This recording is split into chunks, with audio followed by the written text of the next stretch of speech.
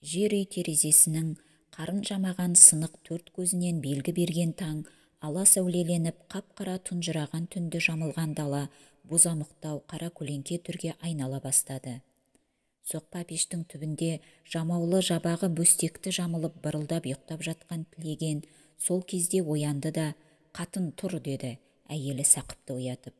«Қапшықтарыңды даярлап па едің? Азынаулақ бидайды қалаға апарып үктіріп әкелейін, атты суарып жегейін. Оған шейін керек жарақты даярлап қой». Сақып дударланған шашын жиып, көнетоз кимешегін басына ілді де аяғына мәсісін киді. Ол тұра беріп еді, неге екенін білмеді, басы айналып, көзі қарауытып кетті. Орнынан шынтақтап тұра берген Сақып буындары дірілдеп құлап қала жаздады. «Өй, мұның не?» деді Сақыптың бұл халін сезген Тілеген. «Басым айналып, жүрегім өрікпіп барады» деді Сақып маңдайын сипап. «Терде шығып кетуін қарашы». «Неге?» деп Тілеген Сақыптың маңдайын ұстап еді, суық тер шыпши қалған екен. «Жарықтығым, бұның қалай?» деді Тілеген. «Сап-сау сияқты едің ғой, не пәле кеп қалды әп-сәтте?» «Сұрағанның ағасы-ай, білмеймін не болғанымды. Жаңа оянғанда да сап-сау сияқты едім, жүрегім әкетіп барады». Тілеген сасайын деді. Неге екенін өзі де білмей, есік жаққа жүгіре басып барды да қайта келіп Сақыптың басын ұстады. «Қалайсың?» деді ол. «Бойым кішкене жадырайын деді. Құсқым келіп еді, басылыңқырады. Жұмысыңнан қалма, атыңды суарып кел, көжеңді ысытып қояйын». Тілегеннің сасқан жүрегі орнына түсейін деді. Ол жылы жүн күпісін киді де белін буып басына тымағын киіп шықты. Атын суарды. Өткен күнгі жүрістен денесіне қатқан терін құрауын қырғышпен қырды. Кішкене суын бассын деп аттың басына жарты дорба сұлы ілді де шана сайманын жегерлік қып даярлап қайтадан үйге кірді. «Қатын, тәуірмісің?» деді ол. «Тәуірірекпін. Көже ысыды, қазір ішесің бе? Атыңды жегіп алып ішесің бе?» «Әкел, қазір ішейін». Шеті кетілген сары аяққа буы бұрқыраған табан аяқ ұн көжені Сақып құйды да Тілегенге ұстатты. Алдына майлық орамал жайып, отқа көмген нанды әкеліп турады. Тілеген көже мен нанға тыңқия тойып алды. «Қашан қайтасың?» деді Сақып. Әйелдің қанша жүресің деп жол жайын сұрауы ел әдетінше ерсі жұмыс. Сол әдетпен Тілеген Сақыптың сөзін ұнатыңқырамады. Дегенмен тату өскен әйелінің көңілін жықпай, «Жел болса күндіз үктіремін де түнде қайтып ертең-ерте оралармын» деді. «Сен түнде жүруді қойсан қайтеді?» деді Сақып. Маған кім тиеді?» деді Тілеген. «Кім біледі, бөрі жоқ деме, бөрік астында деген қайда? Сенің түбіңе салиқа жетеді» деп Сақып теріс айналып жылап жіберді. «Сақып, сен ол сөзді енді қой» деді Тілеген екіленіп. «Бар мал дегенің тыртиған көк ат пен екі бұзаулы сиыр. Жазғы үйіңнің түрі анау, тоқым қыларлық киізі жоқ. Қысқы үйің мынау, көр, үйіңде бүтін бір төсеніште жоқ. Ақ үйімен, қора қопсысымен, мал мүлкімен жалғыз және жесір отырған салиқаны алсам, қолың жылы суға малынбай ма? Сол мал сенікі болмай ма? Әмеңгерім деп таласып жүрген сәденнің жарасы жеңіл. Аз малмен аузын жабам. Көпті алам десе заңға барар. Онда ұтылады. Мал иесі салиқа. Байғұс-ау, мен сені қызғанбаймын. Ретін тапта ал. Бірақ алдартыңа шамала деймін. Кеше Ұрқия айтып келді. Сәден салиқаны Тілеген аламын деуін қояр. Оңайлықпен жесірімді бермеспін. Егер қоймаса, ол келімсекті үйретермін депті. Олар жауыз адамдар. Ана жылы жолаушы 6 орысты өлтіріп, олжа қылғанын естіп жүрсің. Өзі Сойдауыттай 5 ағайынды жігіт. Сен жалғызсың. Өзің бұл ауылға кірмесің. Малы құрсын. Баяғыдан бері жалғыз ат, жалғыз сиырдан басқа мал бітіп көрген жоқ қой. Сонда да аштан өлмей, көштен қалмай келеміз. Тілімді алсаң қой осыны. Тілеген бір бет өз дегенінен қайтпайтын жігіт еді. Сондықтан Сақыптың сөзін құлаққа аспай, көжесін ішіп, мұртын сүртті де киініп шығып, атын жегіп үйіне келді. Ал мен жүрдім деп ол есік жаққа бара берді де, бесікте ұйықтап жатқан Сұрағанын сүйгісі келіп кетті. Бесіктің үстінде жабулы тұрған шапанның өңірін көтеріп, бырылдап ұйықтап жатқан Сұрағанды оятып алармын деді де, сүймей мұрнының ұшын ғана тақап жеңіл иіскеді. Жыбырлатқан мұрттан Сұрағаны оянып кетті. Тілеген бойын енді тежей алмай, Сұрағанды шопылдатып сүйіп-сүйіп алды. Сол кезде неге екенін кім білсін, көңілі қимағандай болып жайдан-жай жылағысы келді. Екі шекесі торсықтай, аппақ сазандай сұраған ұйқысын ашып, таңғыштан шығып жатқан кішкене саусақтарымен Тілегеннің мұртын ұстап, жымиып күлді де көзін уқалады. Тілеген тағы да сүйіп, алақанынан иіскеп, маңдайынан бір сипады да далаға шықты. Күн шықпаған мезгіл, үскірік суық. Ағаштың бұтақтарын жеңді білектей жуандатып, иіп тұрған ақ қырау. Ауылдың алды оянып, пешке от жаға бастаған. Суыққа тоңған сияқтанып, қара бұйра түтіндер бұйыға ұшып жатыр. Көк ат ширығып тұр екен. Шанаға Тілегеннің аяғы тигенде желе жөнелді. Тілеген аппақ кебіндей далада жыландай иіріліп, сарғайып жатқан қысқы жіңішке жолға түсіп, ауылдан шыға берді де, арт жағына бір қарап, осы Сақып неге сонша ренжіді деп, ойын оның сөздеріне аударды. Күлген сұраған елестеп кетті оның көзіне. Апырай, өз жүрегімде өрікпіді, тек қайырлы сапар болғай-ақта деп, атты құнтпен бір шықпыртып, мойнындағы бөкебайына тұмсығын тығып, қалың ойға шомды.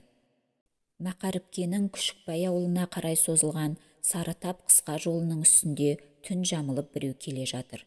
Түн аяз, қалың қырау, ай жарық, шананың даусы сырылдайды, қар сықырлайды.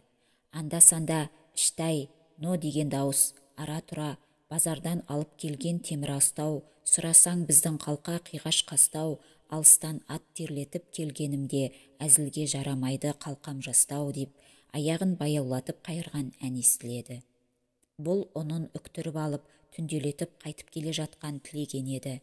Қыраудан тон жамылған ағаштың бұтақтарын желпіген әлсіздеу азырақ жел бар. Жолдассыз түнгі жүріс адамды жалықтырады ғой. Шанада отыра беруге жалыққан Тілеген біраздан кейін тоңазиын деді. Ол шанадан түсіп, аттың божысын қанатқа ілді де соңында жаяу аяңдады. Орта жолда шырпылау қалың ағаш бар еді. Жол кесіп өтетін, сонда ит құс кез келер деп Тілегеннің сақтыққа алған жолдағышы бар. Жол қызылдың ішіне кіре бергенде Тілеген секіріп шанаға мінді де қолына жолдағышын алды. Жайдан-жай үрейленген ол жан-жағына алақтап қарай бастады.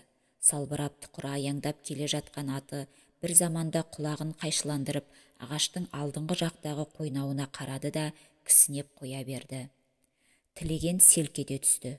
Жүрегі дүрсілдей бастады. Алдында бір кәтер күтіп тұрған адамдай жолдағышын оңтайланып, аттың божысын жинап қолына алды. Сөйткенше болған жоқ, ағаштың бір қалтарысынан әлденелер қараң ете түсті. Тілеген әуелі ағаш шығар десе де, артынан көзін тоқыратып, салтты кісілер екенін көрді.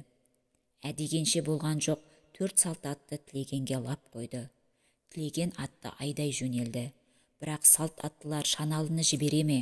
Қуып жетісті. Біреуі қабырғаласа келіп, Тілегенді сойылмен қарақұстан салып кеп өтті. Тілегеннің көзі жарқ ете түсті. Сойылын сермеп, қайрат қылып еді, салт атты ағып өтіп тигізбеді. Өткінші рет бір сойыл емес 4 сойыл ұдайымен келіп тиді. Өлтір оңбаған құлды деген дауыс құлағына сап ете түсті. Сәденнің белгілі барылдақ даусы. 4 салт аттыға шамасы келмеуін көрген Тілеген, жалынсам жаным қалар мекен деген кісіше, ағатайлар-ай, қиыңдар қасықтай қанымды, не айтқандарыңды істейін деп жылап қоя берді. Талай қанды ұрттап, талай кісіні қолынан бауыздаған Сәденнің рақымсыз жүрегі бұл сөздерге босаған жоқ. 4 сойыл тағы да тұс-тұстан ұдайымен келіп Тілегеннің басына шақ ете түсті. Тілеген шанадан ұшып кетіп, жолдың жиегіндегі қарға етбетінен жығылды. Жаудың көңілі өсті.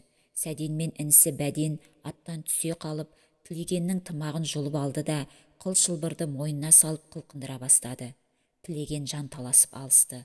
Бірақ көп қол шыдата ма, шиыршықтанған қыл шылбырдың тұзағы мойнынан қайта шықпады. 8 қолға 2 қол бөгет бола алмады. Тілеген секіртпе болған қойдай ышқынып бір секірді де, дірілдеп барып сылқ ете түсті. Өлімге үйренген Сәденнің бұған бүйрегі бүлк еткен жоқ. Атты алып жөнел, деді ол серіктерінің біреуіне. Өзгеміз мынаны ағаштың ішіне апарып қарға көмейік. Сәдендер Тілегенді ақ кебінді қалың орманның ортасына алып барды да, белдеріндегі қалақтарымен күртікті қойып, Тілегенді тыға сап, бетін жауып жүре берді. Ұзақ уақыт қар астында жатқаннан кейін Тілегеннің тоңазыған денесіне жан кіре бастады. Аздан кейін ыңырсып қимылдады. Үстін жапқан албасты күртік тырп етуге шамасын келтірмей, өзі тұншығып жатқан сорлыны біразға дейін басып жатты. Сол кезде оның көзіне Сақып елестеді.